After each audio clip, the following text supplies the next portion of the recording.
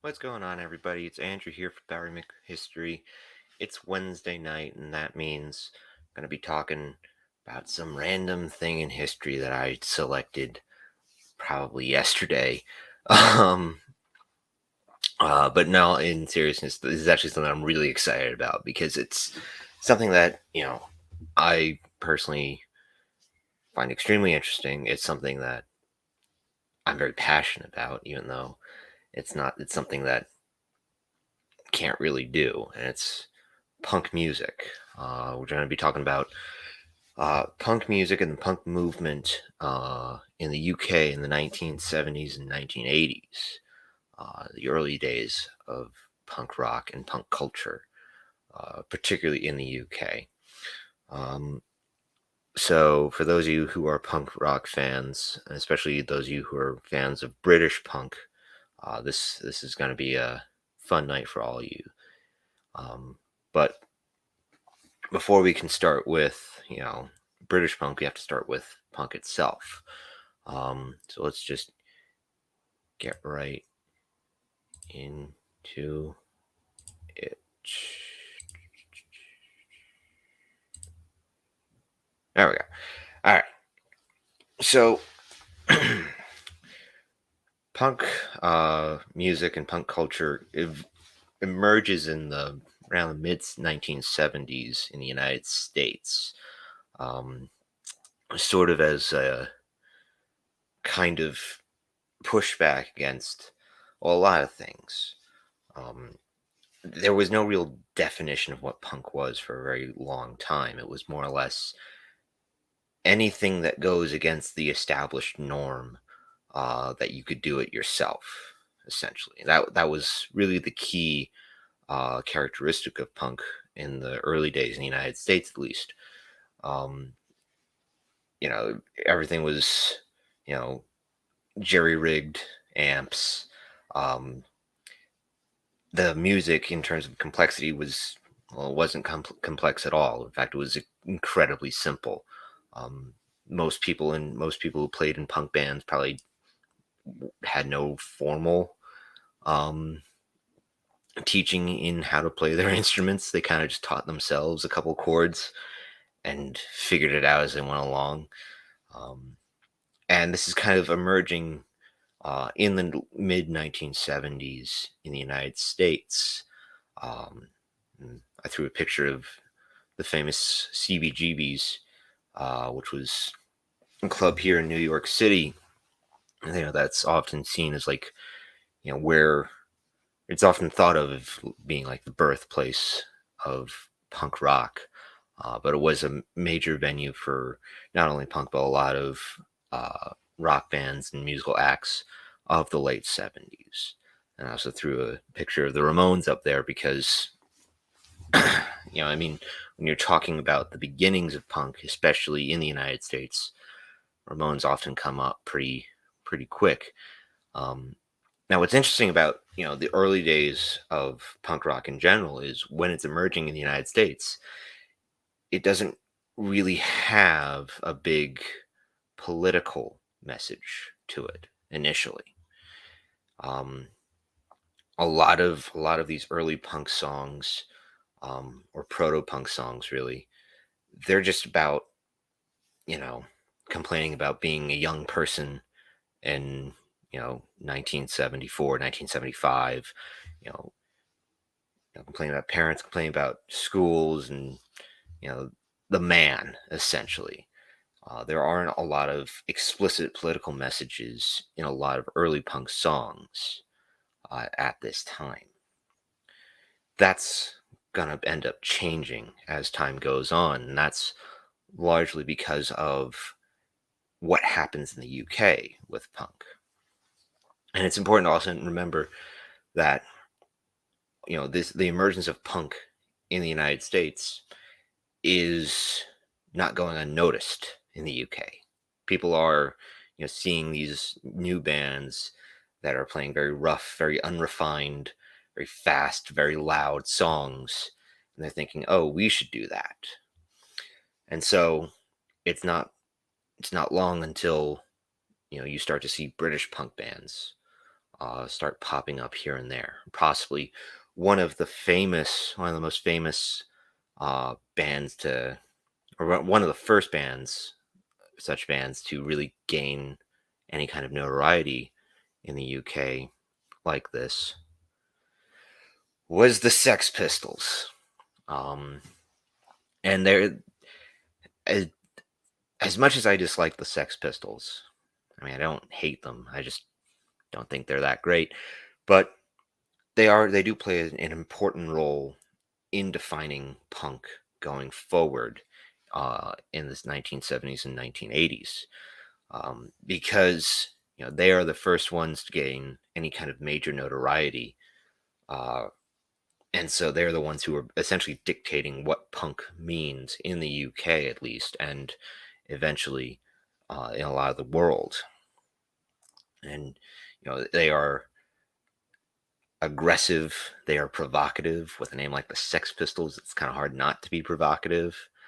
One of their best known songs, it's called God Save the Queen, opens with calling Queen Elizabeth II a fascist. Um, and so that's where that political connotations of in punk music start to come about. um, I wouldn't say the Sex Pistols introduced politics uh, to punk, but they kind of do it in such a way that more and more people feel like they can start doing it more overtly. um, but the thing to remember with the Sex Pistols is they are, when they emerge in, I believe, 1975, um, they're loud, they're angry, and they're short-lived. They release one album, and then the band breaks up. They eventually get back together years later, um, but they're essentially a flash in the pan, or it appears like they're a flash in the pan. And one of the greatest descriptions of what the Sex Pistols were all about was, um, I believe it was actually Joe Strummer, who we'll get to in a little bit, who described them as just being all about destroying everything, destroy, destroy, destroy. And later punk bands that are going to follow the Sex Pistols are going to, yes, destroy, but then build something new. Um, so the Sex Pistols, they fade away pretty quick, um, but they do leave a lasting mark on punk culture in general, and they're also helping define punk fashion and just general punk attitude. They're kind of really the ones who define punk as this thing of holding up a giant middle finger to the man, and that man can be, that it can be your parents, it could be the principal at school, it can be the police, it can be the whole fucking government. It doesn't matter. You're just holding up a middle finger to anyone who's trying to tell you what to do. But as punk goes on, the politics that it's talking about and that it's interacting with in the UK start to evolve as well. So 1976, an organization was put together called Rock Against Racism. Um, and it was founded partially in response to a rant that was given by Eric Clapton in during a concert in Birmingham, in which he expressed support for a conservative politician who was notoriously anti-immigrant. And Clapton went on to say in this rant, there are too many immigrants in the UK. And I believe he did shout at one point of the rant, "Keep Britain white." As you can probably imagine, this rant did not go over well with a lot of people.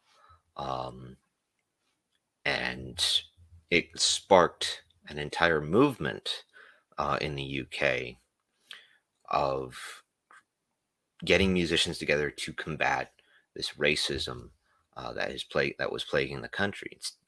Some would argue still does plague the country. And so from that, Rock Against Racism was born.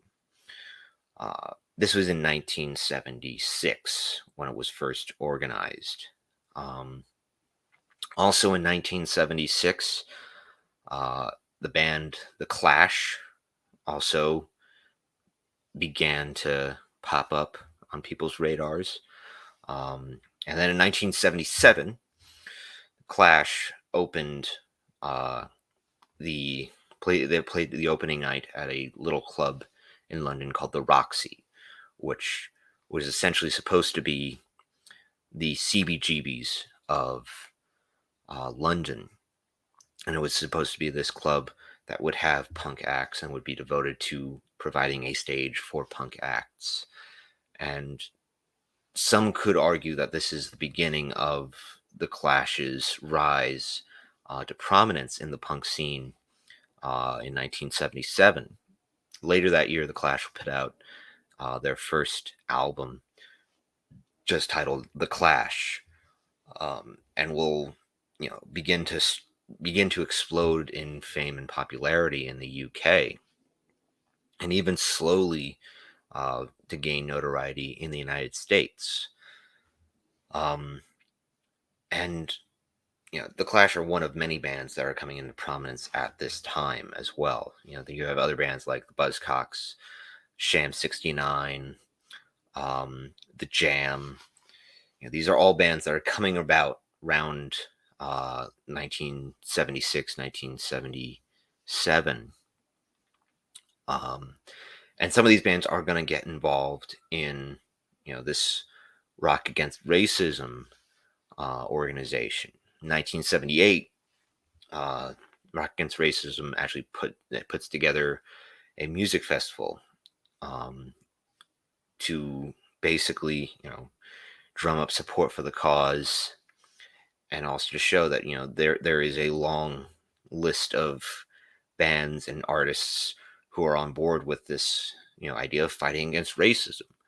And you can see a poster here on the screen advertising that first music festival, and the Clash was a headlining act, as well as the lead singer of Sham 69. He was hanging out with the Clash during the festival. And this is very important because there are a lot of punk acts that participate in Rock Against Racism in 1978. And the other big genre that's represented during that festival is Jamaican reggae, which was very popular in the UK at the time, given the large Jamaican immigrant population in London and in much of the UK.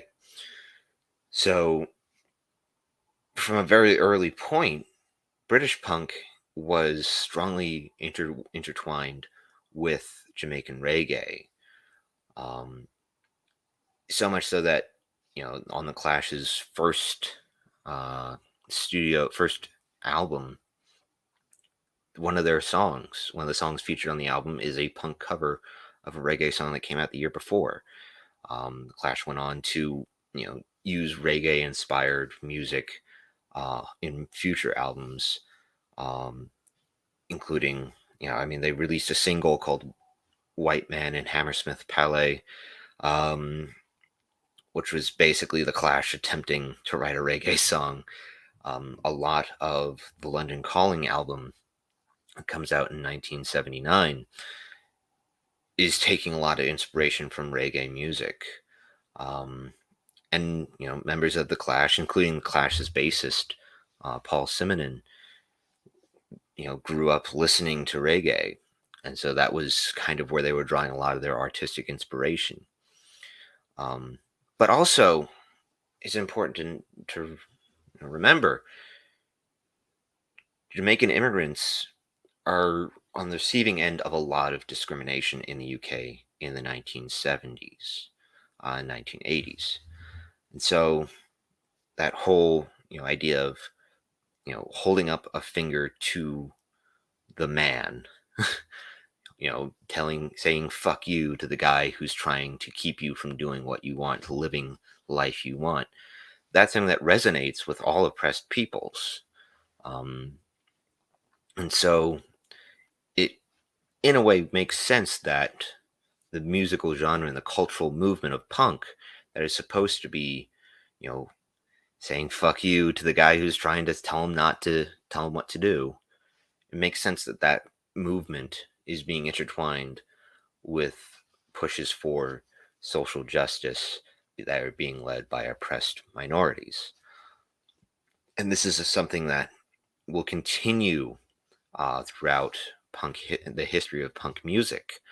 Um, you often see, you know, punk musicians and bands, taking firm stands on social justice issues.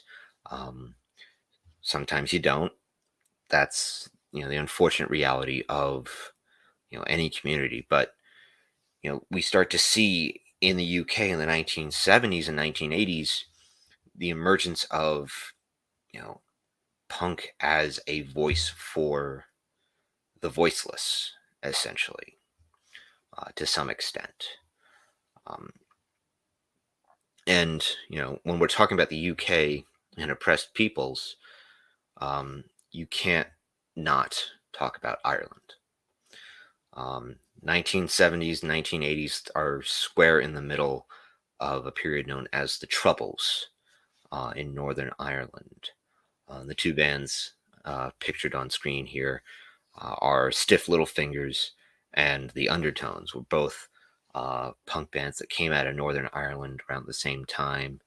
Um, and they're hanging around, bands like The Clash and Sham 69 and, all these other, big punk bands. In fact, Undertones tour with The Clash in Canada in 1979. And so they're using punk music to express their frustration with life in Northern Ireland. Um, and, the Troubles are a big part of contextualizing their music. And once again, their music is being used to give a voice to the people who are being oppressed, mainly Catholics uh, and anti-unionists uh, in Northern Ireland.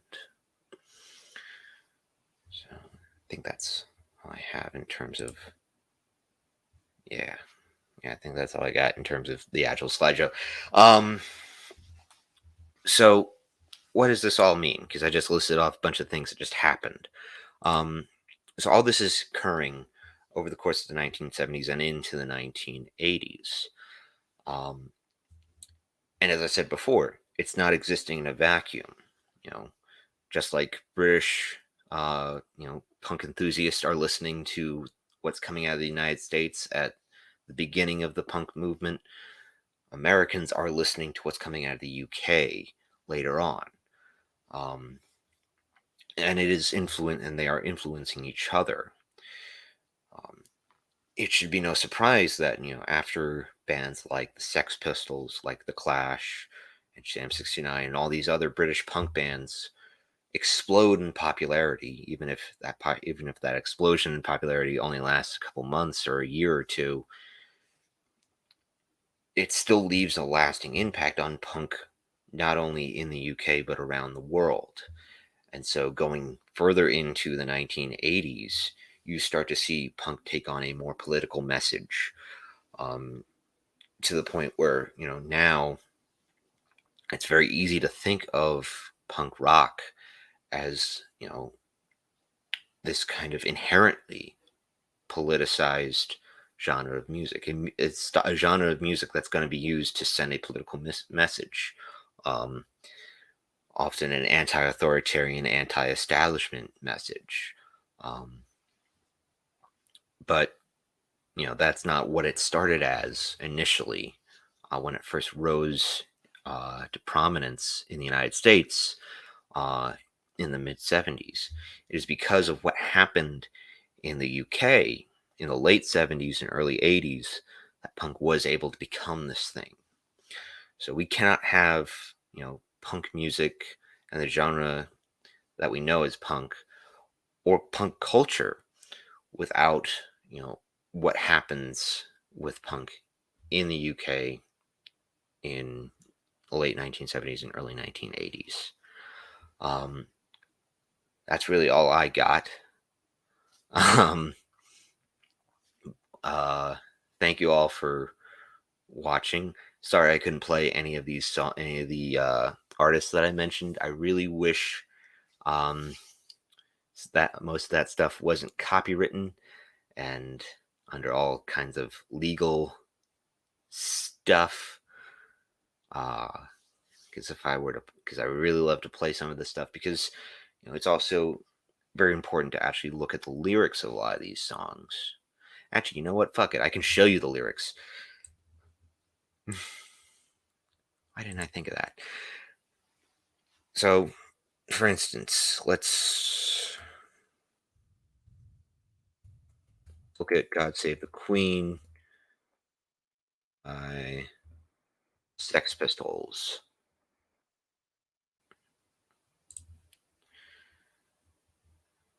Should have had this queued up. I didn't know why I didn't think of it at the beginning. Anyway, so God Save the Queen uh, begins. God Save the Queen, the fascist regime that made you a moron, a potential H bomb. So you have, you're basically accusing the British monarchy of being fascist. There's an allusion to the potential apocalyptic outcome of the Cold War, which is still going on at the time. Um, and it's essentially poking fun at, or not really poking fun, it's calling out the uh, British monarchy and the British government for their basically piss poor handling of the Cold War and of society at the time, at least as the Sex Pistols see it. And it ends with repeating "no future," and that's what I meant by the Sex Pistols were all about destroy, destroy, destroy. Um, they firmly declare there is no future, and England's dreaming. Now, let's look at another song. This one is very different. It's White Riot from The Clash. It was actually the first single that the band ever released, released a couple months before their first album. And it's somewhat different. It's not all about destroying shit. um, Essentially, it's about how white people kind of fail to ever rise to the occasion to fight for actual social justice because they are scared to actually do anything because they're scared that they'll go get thrown in prison. Um, as the refrain says, everybody's doing just what they're told to. Nobody wants to go to jail. And there is that sort of connection with some of the themes in God Save the Queen by the Sex Pistols and this, and how you know they're both saying that the education system and society has basically trained most people in the UK to not want to stand up against injustice. Essentially, they don't want to stand up against something that's wrong, something that's very wrong. Um, Now, this is where it gets really interesting. This is what I was, trying to say a little bit earlier. This is what British punks are singing in 1977. Now, when see this, you see this theme that, oh, the establishment, the man doesn't want us to fight against social injustice, doesn't want us to fight against all these things that are very clearly wrong in our society. They just want us to be dumb. They just want us to be stupid. Well, that also sounds a lot like, a much later, more recent punk song that I think some people were probably familiar with, Green Day's American Idiot, um, which, you can judge by the title. That's also, talking about how the establishment, the man, doesn't want people to be smart enough to actually want to stand up and fight against things that are blatantly wrong. So you can trace how punk gets to that point, by looking at what UK punk is doing in the 1970s, and this continues into the 1980s as well. And I'm trying not to lean heavily on the Clash, but they are my favorite punk band from this era, and uh, they they do exhibit a lot of these important themes, um, in especially in Sandinista, which came out in 1980, and Combat Rock, which came out in 1982, where you start to see these political themes are very, very present, and they start to go beyond just what's going on in the UK. Sandinista, you know, there is song Washington Bullets, which is on Sandinista. That provides political commentary on a number of political issues, not just um, in the UK, but around the world, including, the UK.